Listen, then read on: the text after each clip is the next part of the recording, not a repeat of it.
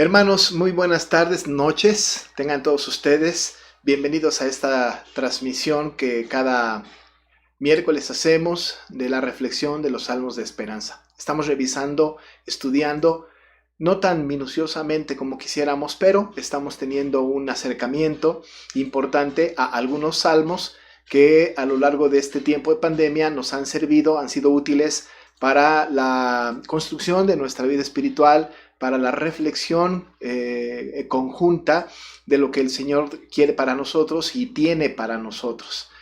Este estudio ha sido de mucha bendición porque hemos tenido este acercamiento, como digo, a la Escritura, especialmente al libro de los Salmos, y hemos encontrado cosas que incluso antes habíamos leído, pero que después de reflexionar hemos encarnado en la vida de cada uno de nosotros. No hay duda de que ha alimentado el alma de muchas personas. Eso es muy bueno. Le damos la bienvenida a todos los que nos escuchan, los hermanos de Dios es Amor, y a otras personas que no están en nuestra iglesia, que no son miembros de nuestra iglesia, pero que sí nos escuchan en alguna otra parte de México y quizá, ¿por qué no?, fuera de México. Bienvenidos todos ustedes y vamos a tener este tiempo breve de reflexión acerca de uno de los salmos que tienen un sentido más intenso. Entonces vamos a estudiar el Salmo número 6. Así que vaya preparando su Biblia para tenerla abierta durante la reflexión. Pero antes que esto, vamos a tener una oración de inicio. Luego entonces hacemos una lectura del Salmo completo y entraremos a una breve reflexión. Vamos a orar. Te damos muchas gracias, Padre, por este tiempo que apartamos, como cada miércoles, para platicar, para reflexionar sobre estos salmos maravillosos que dan dirección a nuestra vida espiritual. No hay duda, Señor, que tu palabra es viva y es eficaz. Y no solamente, Señor, conduce nuestra vida hacia tu santa voluntad, sino que le da explicación a nuestros sentimientos, explica nuestra condición. Y al explicarla y al discernirla nosotros en tu palabra, encontramos respuestas para salir adelante. Padre, que este salmo que estudiamos hoy sea de bendición para tu pueblo y que nosotros, Señor, tengamos muchos más elementos para adorarte y glorificarte como solamente tú mereces. Te agradecemos, Señor. Agradecemos este tiempo en el nombre de Jesús. Amén. Pues muy bien, vamos pues entonces a abrir nuestra Biblia en el Salmo número 6. Salmo número 6. Y voy a hacer la lectura de estos 10 versículos del Salmo número 6. Y le pido que lo tenga ahí a la vista para leerlo. El Salmo 6 dice así: Jehová, no me reprendas en tu enojo, ni me castigues con tu ira. Ten misericordia de mí, oh Jehová, porque estoy enfermo.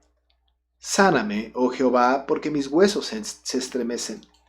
Mi alma también está muy turbada, y tú, Jehová, ¿hasta cuándo?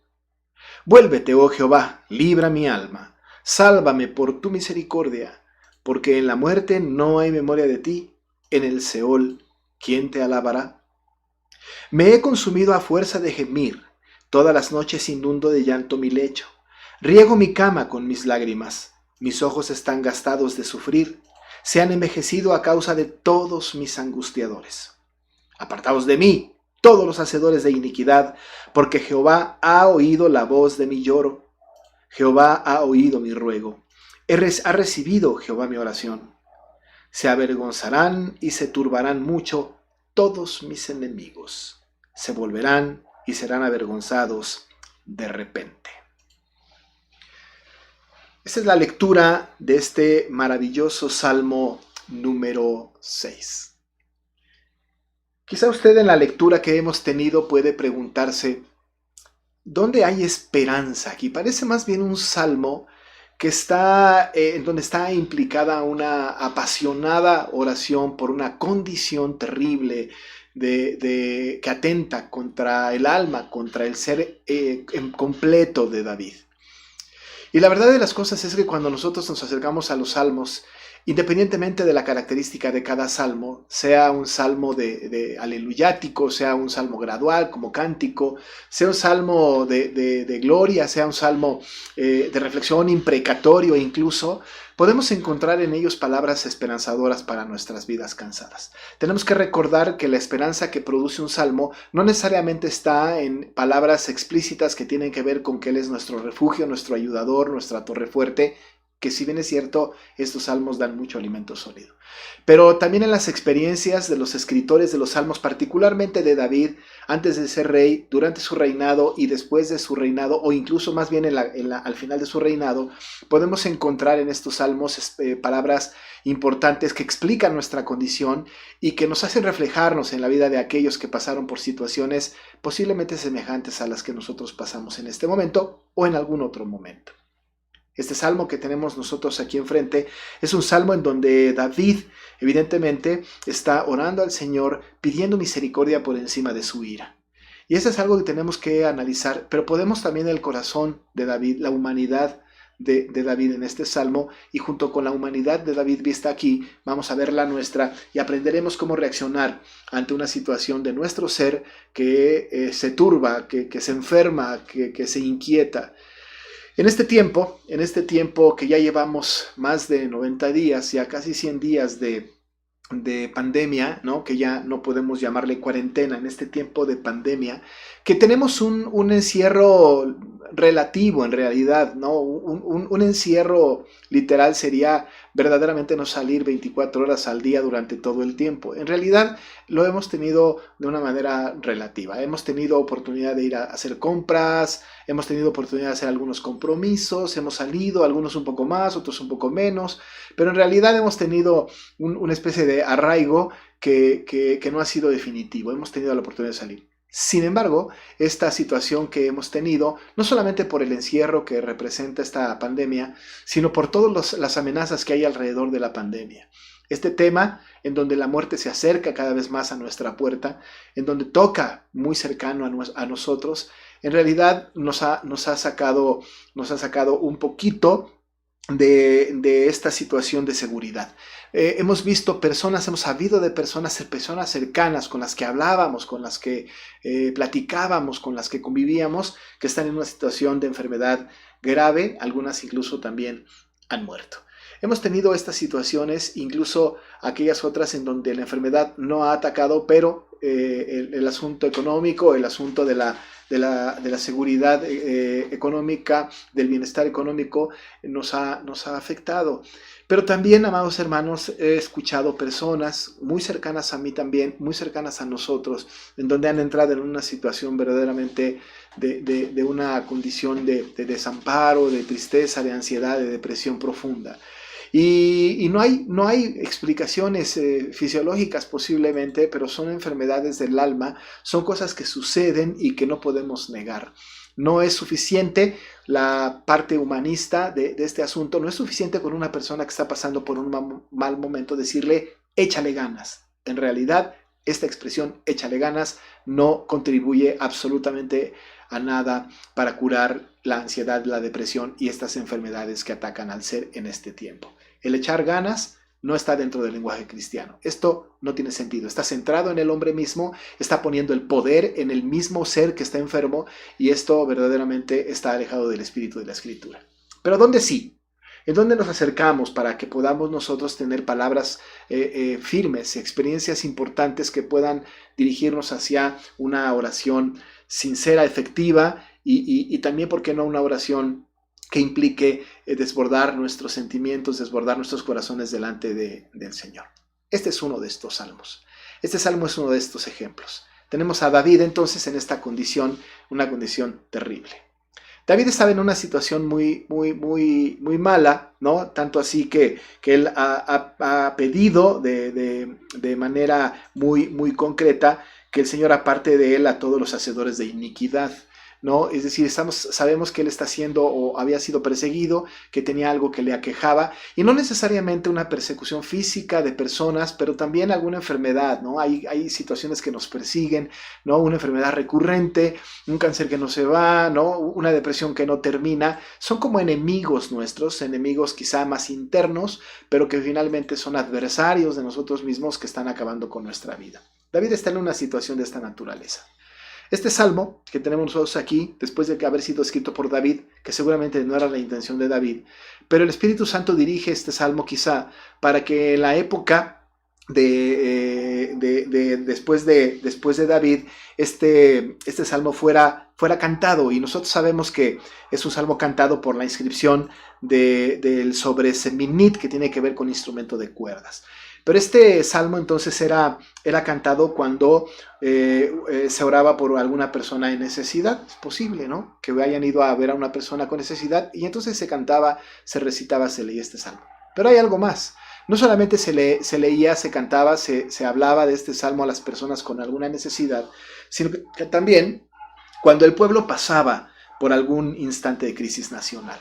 Cuando el pueblo pasaba por alguna crisis de índole nacional, entonces entonaban este cántico, entonaban entre otros salmos. Pero este era uno de los cánticos que cuando había un problema de crisis nacional, pues era cantado. Pensando en esto, pensando en que se cantaba, se recitaba, pues se decía, se leía, cuando alguna persona en lo particular tenía una crisis, un sufrimiento particular, una enfermedad determinada, y también se utilizaba cuando el país o la nación pasaba por una crisis nacional, me parece que se acomoda perfectamente bien a nuestros tiempos. ¿Por qué? Porque en nuestros tiempos ciertamente tenemos personas que están pasando por una crisis seria, una crisis severa. Y por otro lado, para ninguno de nosotros es nuevo saber que verdaderamente el país está pasando por una crisis. No solamente el país, el mundo. Y nosotros escuchamos noticias poco a poco de que van incrementándose estos asuntos y que hay países que incluso los presidentes, como el de Brasil, acabamos de saber, han sido infectados de este virus. Así que, bueno, hay una crisis nacional que en todo caso es una crisis mundial. Pero estas crisis nacionales o mundiales las vamos a meter en el marco de los regenerados, es decir, en el marco de los hombres y mujeres que han sido regenerados por el Espíritu Santo. Sabemos entonces nosotros que cuando nos referimos a los salmos es un alimento sólido para el alma de aquellos que entienden que pueden recurrir a un Dios en el cual han creído y que ha salvado su alma. Recién estoy escribiendo los devocionales en donde hago énfasis sobre el alma. Esta mañana escribía sobre este pasaje del Salmo 23, del versículo número 3, y de la expresión confortará mi alma. Nosotros sabemos que nuestras almas pueden ser almas muertas. Las almas de las personas no regeneradas son almas muertas. La Biblia es muy clara en este sentido. El alma que pecare, esa morirá. Así que hay almas muertas. Pero hay almas vivas. Las almas vivas, a diferencia de las almas muertas, son las que han sido redimidas por el Señor. Así que el pueblo cristiano, el que ha sido rescatado por Cristo, el que ha sido llamado de manera eficaz por su gracia irresistible, tiene un alma viva, un alma que bendice a Jehová, un alma que clama por él como el ciervo brama por las corrientes de las aguas. Nosotros sabemos pues que tenemos un alma redimida, y las almas redimidas son las únicas capaces de poder hacer oraciones de esta naturaleza. Así que este salmo, evidentemente, lo puede recitar, lo puede cantar, lo puede decir alguna persona que ha sido regenerada, salvada, pues que es cristiana, y por otro lado también una nación cristiana, que nosotros sabemos que políticamente hablando no hay naciones cristianas, por lo menos nominalmente cristianas sí, pero no cristianas en su totalidad. Pero sí conocemos una nación genuinamente cristiana, genuinamente regenerada, que es justamente el pueblo de Dios, la iglesia invisible del Señor. A esta iglesia, a este pueblo que está alrededor del mundo y que está ahora mismo militando como iglesia de Cristo, a este pueblo, a esta nación está pasando por una situación difícil. De esta nación, usted y yo somos ciudadanos. Este salmo nos viene bien en el ámbito particular y por supuesto también en el ámbito nacional.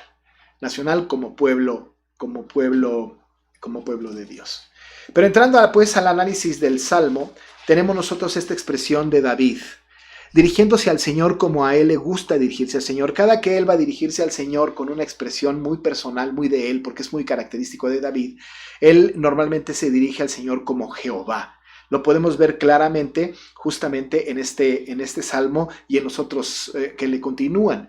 Vemos en este salmo cómo inicia con Jehová, el salmo 7 con Jehová Dios mío, el salmo 8 con oh Jehová Señor nuestro, el salmo 9 te alabaré oh Jehová. Esta expresión hace que se identifique David con este Dios portentoso, con este Dios todopoderoso, con este Dios que abarca todo su ser y que está en control de toda su vida. Y nosotros lo sabemos porque justo, ¿no? Hemos leído que en el Salmo 23, Jehová es mi pastor y nada me faltará. Entendemos pues que la relación que tiene David con el Señor, como un hombre conforme a su corazón, sabemos que está en una relación muy profunda. Él tiene esta relación con el Señor y le gusta mucho nombrarle Jehová. Este es parte de lo que David tiene muy característico. Cada que empezamos con un salmo con la expresión Jehová, o Jehová Dios mío, o Jehová, te alabaré, oh Jehová, casi siempre vienen de parte de David. Esa es una manera pues de identificarse en un sentido de pertenencia. Yo te digo Jehová, Jehová tú eres mi Dios. ¿No? La manera en cómo nos relacionamos o como mencionamos a alguien es la manera como nos relacionamos con él. Si yo me dirijo a mi papá, yo le digo papá, estoy diciendo de manera implícita soy hijo. ¿No? Si yo me acerco con alguien y le digo tío, indirectamente estoy poniéndome en el papel de sobrino. Si le digo a alguien abuelo, indirectamente me estoy poniendo en el papel de nieto. Si le digo a alguien jefe, inmediatamente me pongo en el papel de empleado.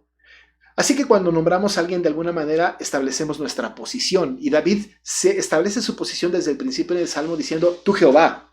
Y si le dice Jehová, entonces tiene que ponerse David en esta parte, no que le corresponde de decir yo soy tu siervo, soy tu pueblo, yo soy parte de este pueblo. En ese sentido se identifica David y presenta rápidamente su preocupación profunda. Muy de inmediato, ¿no? Empieza a mencionar su profunda preocupación. ¿Cuál era su preocupación? Que David no quería ser reprendido por el Señor. En su lugar, lo que él buscaba era la misericordia y la sanidad divina en lugar de el enojo y la ira de Dios.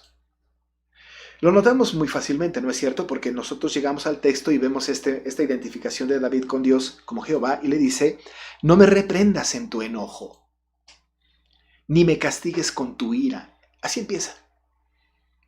Empieza de esta manera. David sabe perfectamente bien que Dios es un Dios, por supuesto, de amor, es un Dios de misericordia, es un Dios que sabe cuidar a su pueblo y que de hecho lo cuida, pero también David sabe perfectamente bien que Dios tiene dentro de sus atributos la ira, digámosle la ira santa. En aquel tiempo se pensaba que las enfermedades, que las situaciones muy particulares que atentaban contra el alma venían como resultado de un pecado. Es decir, he pecado y por esta razón el Señor descarga su ira sobre mí. Es decir, soy objeto de su ira.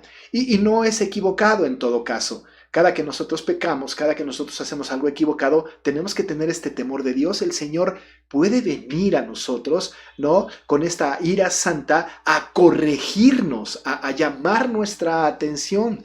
Y la ira del Señor se manifiesta. No estamos hablando de la ira final, esta ira descargada sobre la humanidad perversa, esta humanidad que no conoce a Cristo, que no conocerá a Cristo, que rechazará a Cristo y que recibirá, por supuesto, la ira que tiene como resultado el fuego eterno. No. Estamos hablando de la ira, de este enojo que el Señor tiene para con el pueblo y que verdaderamente la pone delante de nosotros como parte de su disgusto hacia nuestras conductas que van en contra de su voluntad. No hay duda de esto. Nosotros sabemos que Dios hace estas cosas de tal manera que entendemos que Dios al que ama, bueno, pues disciplina. Y a veces su disciplina se puede malinterpretar quizá y llamarle ira. En este caso no hay malinterpretación. David está llamando al Señor, está orando al Señor y le está diciendo, Señor, no me reprendas con tu enojo, no me castigues con tu ira. Y él entiende perfectamente bien el grado de enojo y de ira del Señor. Lo ha experimentado, no necesariamente con él, pero con otros. Pero entonces en su lugar, David dice, en lugar de esto, de la reprensión en tu enojo y del castigo con tu ira, le dice, ten misericordia de mí. En lugar de esto, ten misericordia de mí, oh Jehová, porque estoy enfermo. Sáname, oh Jehová, porque mis huesos se estremecen. Mi alma también está muy turbada. Y tú, Jehová, ¿hasta cuándo? En lugar de tu enojo, en lugar de tu ira, ten misericordia de mí. Sabemos la respuesta del Señor, ¿no es cierto?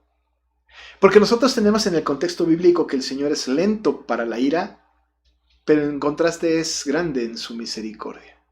Lo que está pidiendo David no es algo extraordinario, sino es algo que conoce de Dios y que sabe que debe de pedir David al Señor que refrene su ira para con él, pero que ponga en su lugar su misericordia.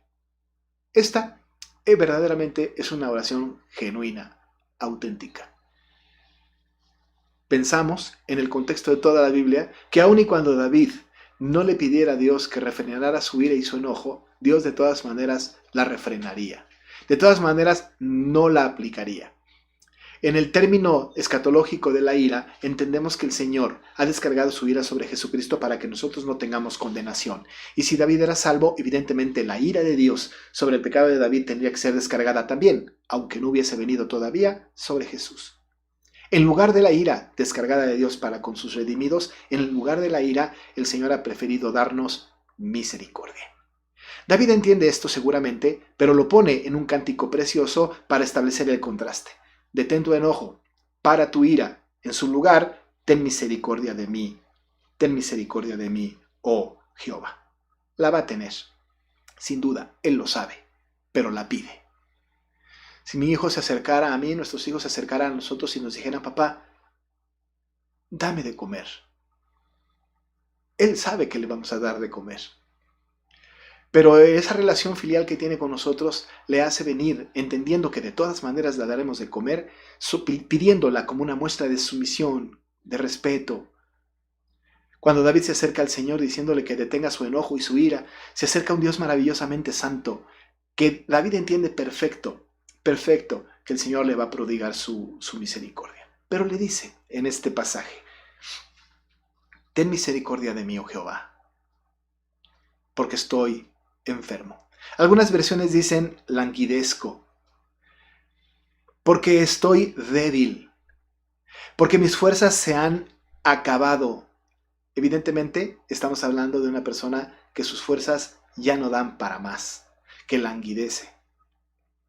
Y lo que está diciéndole David es ten misericordia porque estoy en esta condición de indefensión física, de indefensión espiritual, de indefensión integral. Toda mi vida está en este sentido. Estoy enfermo, todo mi ser está enfermo. Y lo sabemos porque a continuación dice, mi alma también está muy turbada. No solamente el cuerpo de David, no solamente físicamente David está languideciendo, está enfermado, sino que además el ser interior de David, su alma, dice él, atendiendo pues su ser interior, dice él, mi alma también está muy, muy turbada. Por eso le dice, sáname, oh Jehová, sáname, oh Jehová. Quiero que note entonces en este versículo 2 y en el verso 3 que él está pidiendo misericordia por su calidad de enfermo. Está enfermo, tiene una situación en su cuerpo y en su alma. Sabemos que tiene una situación en su cuerpo porque le dice, sáname, oh Jehová, porque mis huesos se estremecen. Y sabemos que tiene una enfermedad, tiene una condición en su alma, en su ser interior, porque su alma está turbada.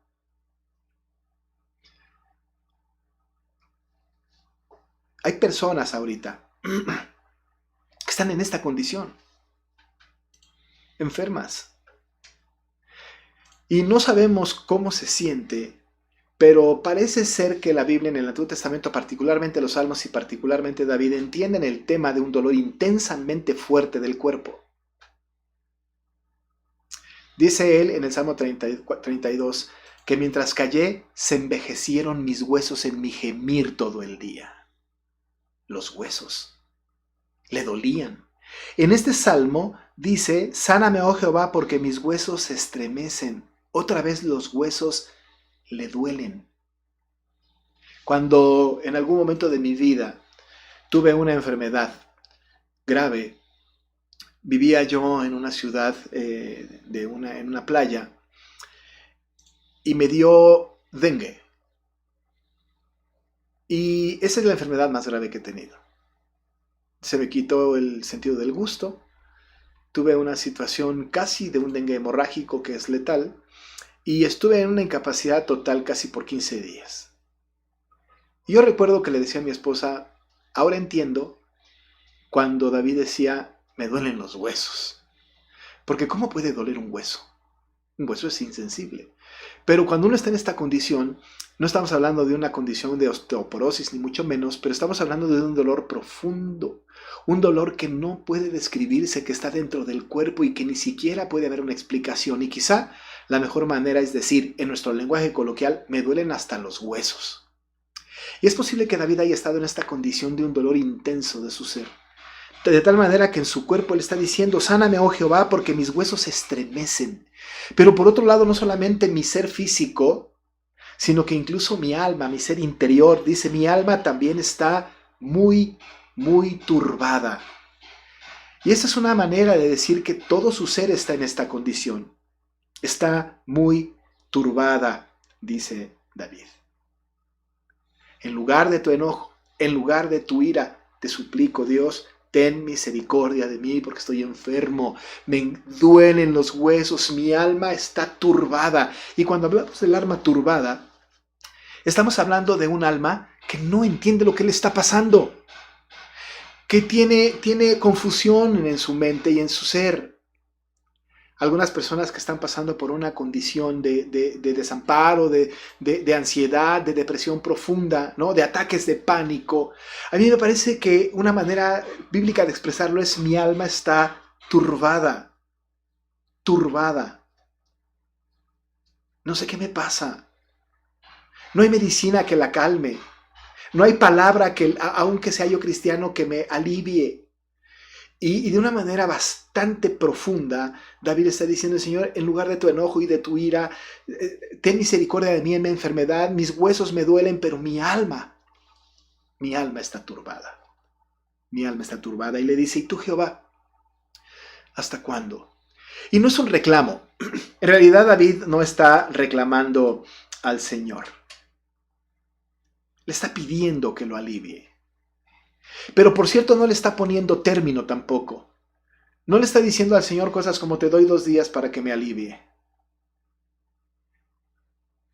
Está haciendo una pregunta honesta delante de su Creador diciendo, Señor, ¿cuánto durará? Pero dure lo que dure, yo seguiré alabándote. Pero ¿hasta cuándo, Señor? ¿Cuánto tiempo más? No para que el Señor le dé tanto una respuesta como para poder desbordar su corazón delante de Dios. Y la manera que desborda David el corazón delante de Dios por su enfermedad, de sus huesos que le duelen, por esta enfermedad del alma que tiene, es una manera bastante, pero bastante descriptiva. David está hablando entonces a este Señor maravilloso que en lugar de la ira y el enojo tenga misericordia en su enfermedad porque sus huesos le duelen, porque su alma está turbada. Algunos de nosotros estamos así. O nos duelen los huesos o estamos turbados en el alma. Algunos, quizá los menos, estén en esta condición doble. Tanto sus huesos se estremecen como su alma se turba. ¿Qué condición, no es cierto? ¿Qué condición tan difícil? Viene bien orar al Señor. Viene bien orar al Señor diciéndole, ten misericordia de mí en la enfermedad. Ten misericordia de mí. ¿Hasta cuándo? La respuesta del Señor, desde luego, no se hace esperar. Pero la súplica que el Señor David, que David tiene, la súplica que David tiene, la tiene de una manera bastante descriptiva. Después de que el versículo 4 y 5 hablan acerca de que pide David que vuelva a Jehová, vuélvete, oh Jehová, libra mi alma, porque está turbada evidentemente, sálvame por tu misericordia como ya lo ha pedido, porque en la muerte no hay memoria de ti y en el Seol, ¿quién te alabará? A continuación, entonces, nos muestra la manera descriptiva de su dolor que se acompaña de la plegaria. Miren nada más qué hipérbole tan descriptiva. Qué hipérbole tan descriptiva que muestra la intensidad de la oración de David. Me he consumido a fuerza de gemir. Todas las noches inundo de llanto mi lecho. Riego mi cama con mis lágrimas. Mis ojos están gastados de sufrir. Se han envejecido a causa de todos mis angustiadores.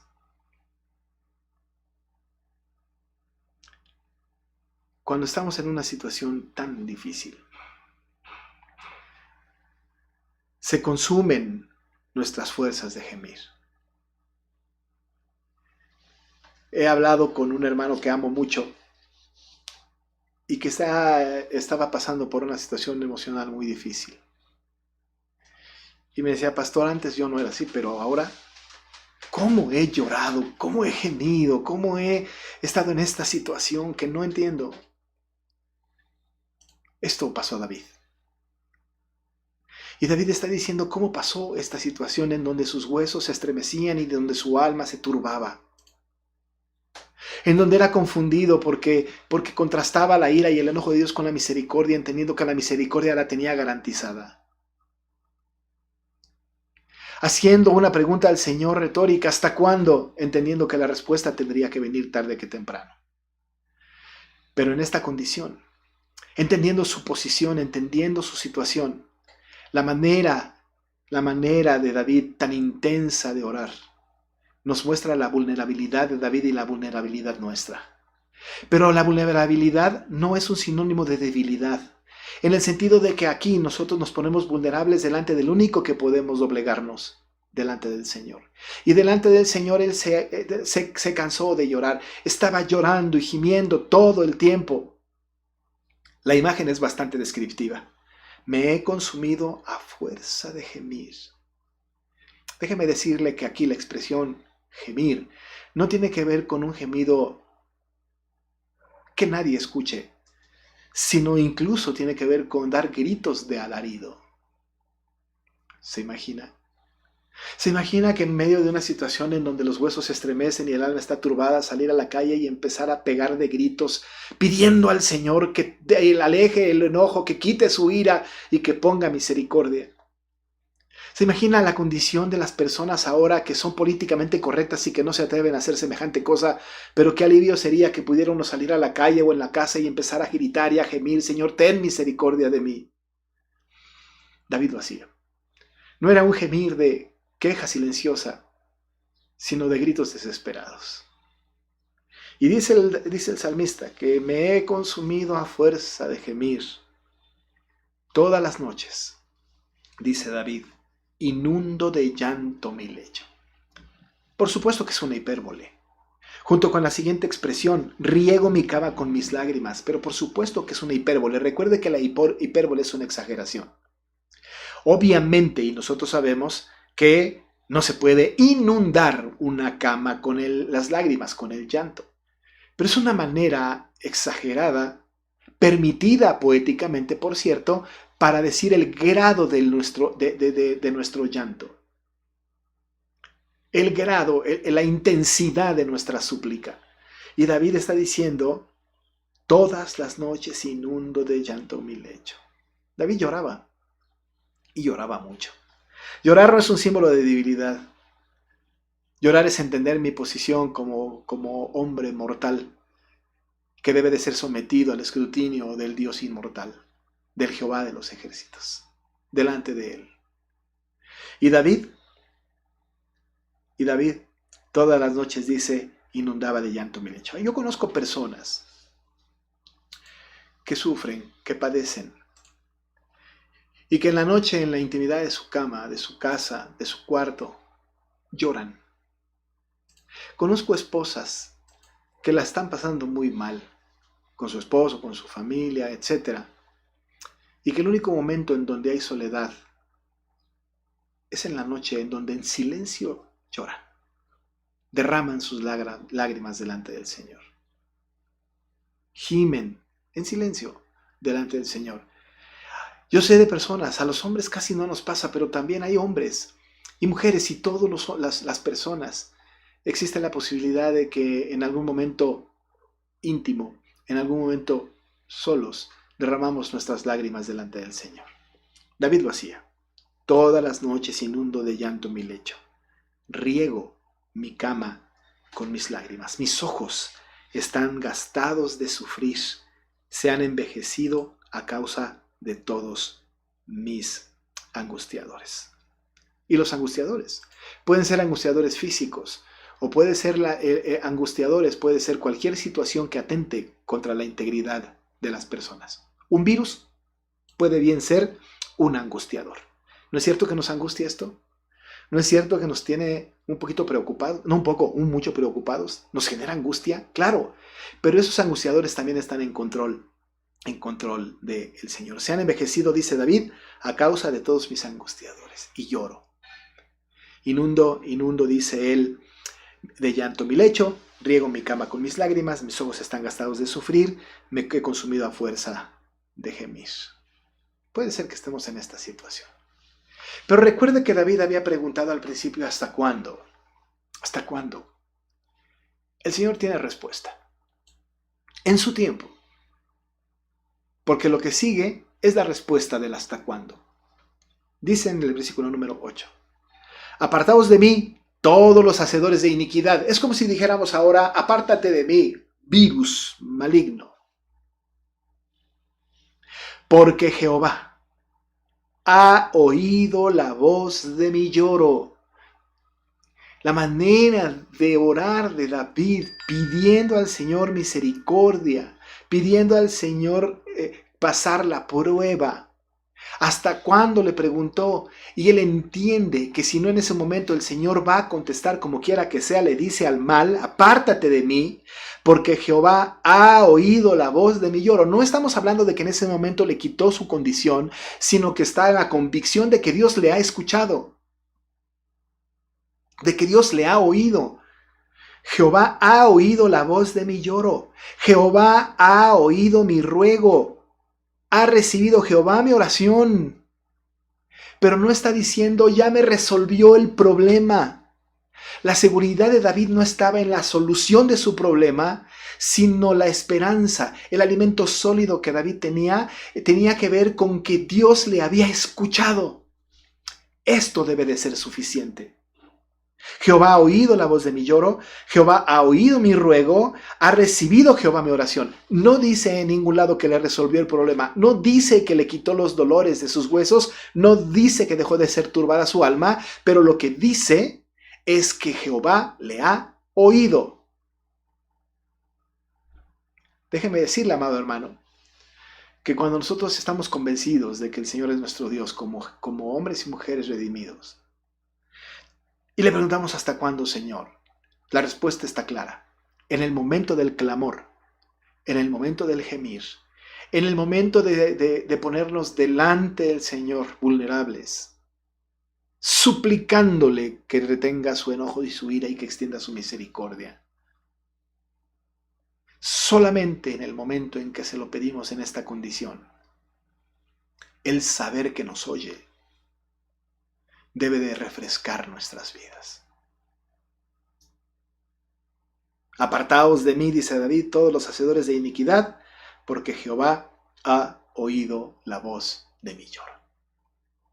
Jehová ha oído mi ruego. Ha recibido Jehová mi oración. Esto le trae como consecuencia que por lo pronto deje de estar turbada su alma. Termina diciendo, se avergonzará y se turbará mucho. Ya no yo. Ahora todos mis enemigos se volverán y serán avergonzados de repente. El sentido del estado de ánimo de David cambia. Es posible que Dios no le haya quitado el problema de encima, pero lo oyó. Y David lo sabía. Cuando nosotros pedimos algo al Señor, no tenemos que esperar para alabarle hasta que cumpla la petición de nuestro corazón. Solo con orar a Él. Y al terminar, estar gozosos, satisfechos de que por lo pronto Jehová ha oído la voz de nuestro lloro, Jehová ha oído nuestro ruego, ha recibido Jehová nuestra oración. Y estando en la presencia del Señor nuestra petición, nuestra oración, estamos en buen resguardo. Y Él, como decía yo una mañana en el devocional, Él confortará mi alma. Ciertamente David pasó por un mal momento. Ciertamente David sabía que el enojo y la ira de Jehová eran reales, pero también entendió que su misericordia es mayor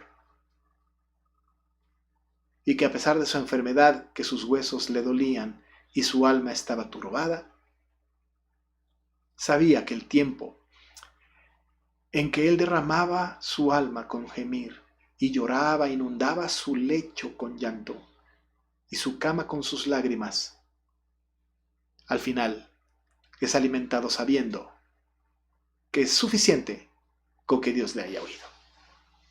¿Es suficiente para nosotros? ¿O nosotros estamos esperando, como buenas personas, con énfasis en los resultados, de que vamos a agradecer al Señor y vamos a estar bien hasta que tengamos una respuesta concreta del Señor? Déjeme decirle que estamos equivocados. El solo hecho de saber que Dios nos oye es suficiente para que nuestra alma deje de estar turbada. Esto oró David en un momento difícil. Me parece que así debemos orar nosotros, sabiendo que el Señor nos oye, nos escucha en medio de la situación en la que estamos. Lo que Él resuelva a partir de ahí será su voluntad y nosotros estaremos felices. Vamos a orar. Padre, muchas gracias por este tiempo de reflexión y porque este salmo nos ayuda, nos dirige hacia esa bendita esperanza de que tú, Señor, nos escuchas y que al escucharnos, que al oírnos, resuelves por lo pronto que nuestra alma deje de turbarse porque sabemos que estamos en buenas manos. Atiende a aquel que está en esta situación, aquella hermana y hermano, Señor, que están enfermos, sus huesos les duelen, su alma está turbada. Y en medio de su llanto, de su gemir, de su lloro, de sus lágrimas, aliméntales y déjales saber que les has oído. Así se alejarán aquellas emociones contradictorias, seguro, porque saben que tú les has oído. Óyenos, Señor, óyenos. Está atento al clamor de tu pueblo. En el nombre de Jesús. Amén. Pues, amados hermanos, esta es la reflexión del Salmo número 6. Le invito para que siga en esta tarea de leer los salmos y de seguir estas transmisiones donde reflexionamos brevemente sobre alguno de los salmos. Le invitamos a las actividades de la semana que usted conoce y también le queremos invitar para que siga ofrendando y diezmando como el Señor lo demanda en las cuentas establecidas para eso, para que la iglesia siga siendo sostenida y la tarea de seguir trabajando para el reino del Señor siga sin contratiempo. Seguimos orando para que nos podamos reunir pronto. Por lo pronto, hemos anunciado del domingo pasado que no nos reuniremos en el mes de julio presencialmente todavía. En el mes de julio seguiremos de manera virtual, por lo menos en julio. Ya tendremos noticias nuevas en agosto, pero por lo pronto todo el mes de julio seguiremos de manera virtual, por lo que le pedimos que esté atento a las actividades que hace la iglesia en general, la escuela dominical, las clases entre semana, la actividad de las mujeres el día de mañana, de los niños también que tienen su actividad este día un poco más temprano, y a todas las actividades que hay entre semana asista. Aun y cuando no estemos presenciales, de todas maneras tenemos la tarea de seguir atendiendo la actividad de nuestra iglesia. Así que le invito para que no falte a estas actividades. Por lo pronto, le deseo buenas noches, que el Señor le bendiga y nos vemos hasta la siguiente actividad.